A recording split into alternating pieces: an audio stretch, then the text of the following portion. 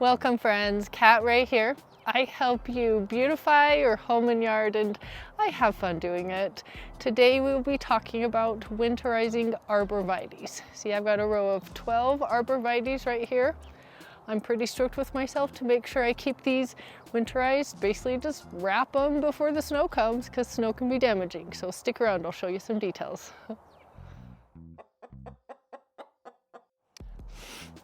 The reason you wrap arborvitaes in winter is their limbs grow straight up like this. If the heavy snow grabs one of those limbs, you pull it down, it will damage that. So you got to keep those arborvitaes wrapped.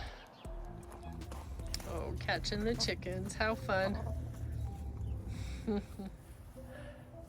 you don't need much of this wrap.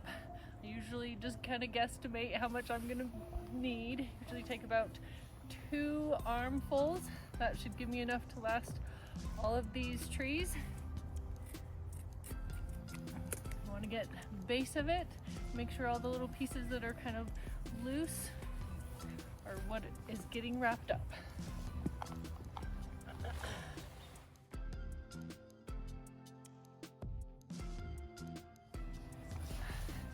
So you can see here, I got most of it around the base of it, and then it just wrapped around and kind of bound up there at the top.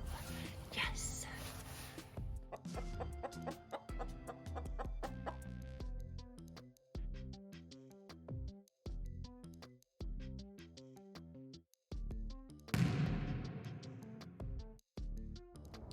It is now the end of February. I'm just out here to show you the arborvitaes to see how they have held up with being wrapped for the winter. It's quite cold out here, but they've held up very well. A few of them, like this one, has come a little bit loose. That one is very messy. So for the most part, they've all held up.